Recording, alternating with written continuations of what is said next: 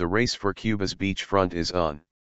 Executives from major U.S. hotel chains have stepped up their interest in the communist island in recent months, holding informal talks with Cuban officials as Washington loosens restrictions on U.S. firms operating there. Executives from Marriott International, Hilton Worldwide, and Carlson Hospitality Group, which runs the Radisson chain, are among those who have held talks with Cuban officials in recent months, they told Reuters. "We're all very interested," said Ted Middleton, Hilton Senior Vice President of Development in Latin America. "When legally we're allowed to do so, we all want to be at the start line ready to go." The United States and Cuba restored diplomatic relations in July after decades of hostility. Washington chipped away further at the half-century-old trade embargo this month, allowing certain companies to establish subsidiaries or joint ventures in Cuba as well as open offices, stores, and warehouses in Cuba.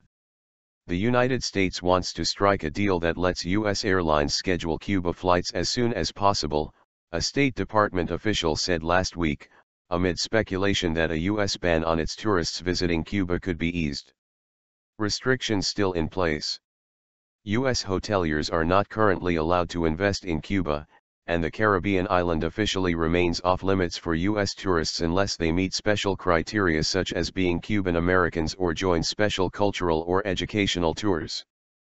Foreign companies have to partner with a Cuban entity to do business, and U.S. hoteliers expect they will have to do likewise if and when U.S. restrictions are lifted.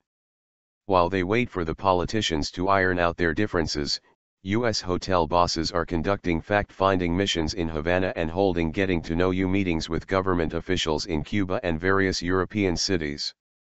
This week, Middleton, along with executives from Carlson and Wyndham Worldwide Corp., which runs the Ramada chain, are meeting with Cuba's Deputy Tourism Minister Luis Miguel Diaz at an industry conference in the Peruvian capital, Lima. In the 1950s, Cuba was an exotic playground for U.S. celebrities such as Frank Sinatra and Ava Gardner, as well as ordinary tourists, who traveled there en masse on cheap flights and ships from Miami. A recent relaxation of some of the restrictions on U.S. travelers has encouraged over 106,000 Americans to visit Cuba so far this year, more than the 91,254 who arrived in all of 2014. According to data compiled by tourism professor Joslas Pearl of the University of Havana.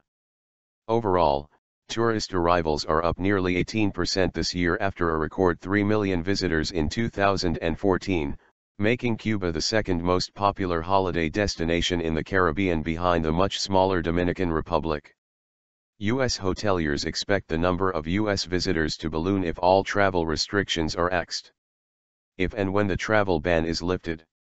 We estimate there will be over 1.5 million U.S. travelers on a yearly basis, said Laurent Decoemaker, Chief Development Officer for the Caribbean and Latin American region for Marriott. Decoemaker accompanied other Marriott executives, including Chief Executive Arne Sorensen, to Havana in July to meet with representatives of management companies and government officials. Hospitality the buzzword. Even if sanctions were lifted soon, Cuba traditionally has been slow to approve foreign investment projects, making it unlikely that U.S. hotels would be popping up immediately. Rivals from Canada and Europe have seized the opportunity, operating and investing in Cuban hotels and resorts, alongside Cuban government partners, for years. Spanish hotel operator Melia Hotels International S.A., is aiming to have 15,000 rooms in Cuba by 2018. It currently has 13,000 rooms via 27 joint ventures. London and Regional Properties Ltd., a UK hotel and real estate development firm, agreed a deal this summer for an 18-hole golf course, hotel, and condominium project with State Tourism Enterprise, Palmers SA, which has a 51% stake in the project. But even with government plans to add 4,000 new hotel rooms every year for the next 15, the island is not ready for a significant surge in tourism. The island's tourism infrastructure went into decline in the decades following the 1959 revolution. Five-star hotel rooms, good restaurants, and cheap internet access are all in short supply. When and if they get a green light from both governments, executives said U.S. hotel chains will likely offer branding and management partnerships to Cuban government partners such as Palmers and tourism group Gaviota, the largest Cuban government tourism entity. The ultimate goal would be to secure long-term leases on resort developments, which is how Cuban authorities have generally operated with foreign hotels. But right now, U.S. hoteliers can't even refer to tourism when they meet Cuban counterparts, let alone talk about actual deals. Instead, the buzzword is hospitality. Marriott Stokoemaker likes to use an analogy from baseball, a sport loved both in Cuba and in the United States, to describe the situation. We're learning, and taking batting practice, but we're sitting on the bench.